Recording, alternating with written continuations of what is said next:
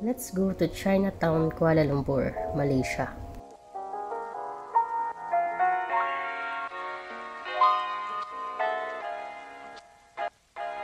Dito ay mabibili natin yung mga Class A, Class B, or Class C na mga branded na mga wallets and bags, and meron din mga t-shirts, pasalubong, souvenir, mga Malaysia na ref magnet, keychains and t-shirts, pouch, and marami pang iba.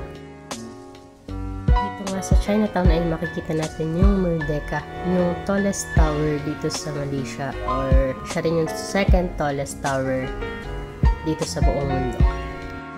Nakakita nga kami ng souvenir shop, kaya naman dito kami kay Kuya bumili. Hindi nga lang mga Malaysian yung makikita nyo dito sa Chinatown. Syempre, meron ding mga Chinese. Meron ding mga Indian, Pakistan, and marami pang ibang mga lahi. Nag-try nga ako bumili ng wallet dito, which is a Gucci wallet na Class A. Ang mahal ng presyo kasi ang pinresyo sa akin ni Kuya ay 90 Malaysian ringgit. Tapos yung umalis na ako kasi nga namahalan ako, bigla niya akong prenesyohan ng 50 Malaysian ringgit. Kaya kapag pinresyohan nila kayo, pwede kayong tumawad kasi tinataasan nila yung presyo dahil nga alam nilang turista. Amoy durian nga din pala dito sa buong Chinatown na to kasi maraming nagbebenta ng durian. Iba't ibang klase ng durian, like durian drink, tapos yung durian and jackfruit. Mapapansin nyo parang sa Pilipinas siya dun sa Davao, maraming durian din. Tapos kung wala kayong check-in baggage, tas nagbabalak kayong mag-check-in sa pag-uwi nyo galing dito, marami kayong mabibili ditong maleta na mga mura lang yung price. Meron ding mga stall na nagtitinda ng chocolates, pero nung tinignan ko yung presyo, hindi naman siya nakasale. Merong mga nakasale pero mga tea, green tea yung mga nakasale na matatagpuan dito sa shop na to. Meron din silang mga salon pass or yung mga plaster na mentol. Dito naman tiger balm yung uso, natatak.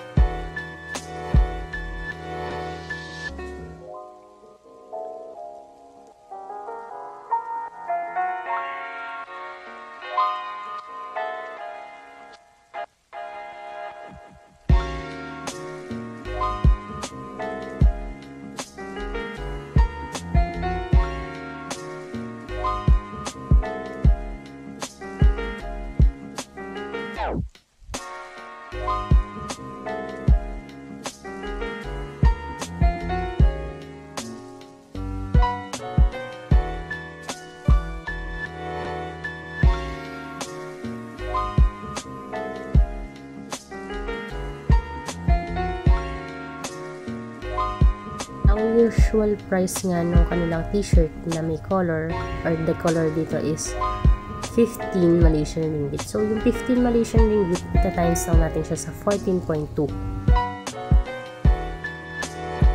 Ito nga, meron ding mga Chinese na damit na tinitinda dito. Mga Chinese na pagkain katulad ng mga roasted duck and roasted meat na nakasabit. Same lang talaga yung Chinatown dito dun sa Chinatown sa atin.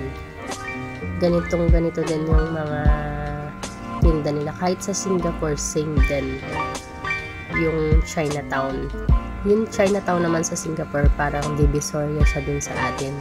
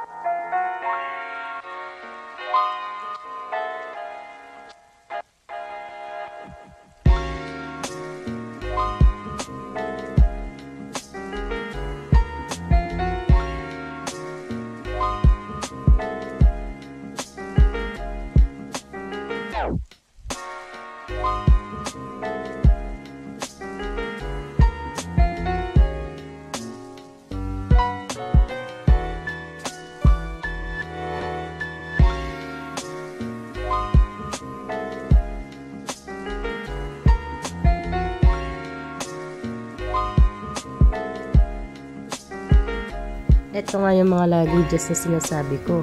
Ang daming ganitong tinda dito. Para silang tabi-tabi. Tas mura lang yung price.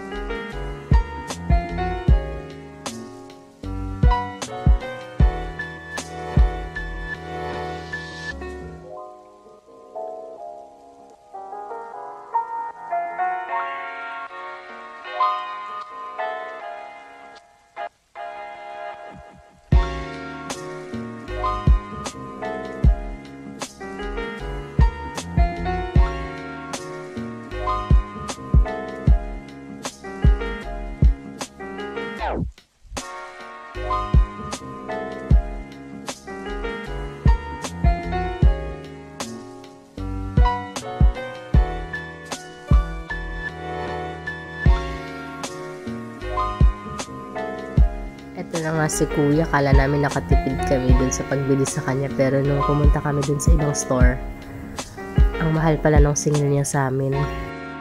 Kung mura nga lang na mga souvenir yung gusto nyo, meron dito, hindi ko lang siya na videohan, may nagtitinda ng t-shirt na kulay white dito na around 6 ringgit to 7 ringgit to 8 ringgit, depende sa size. Doon mura yung mga ref magnet keychain, t-shirt, and yung mga pouches and wallets nila doon. Kaya doon na lang kayo bumili.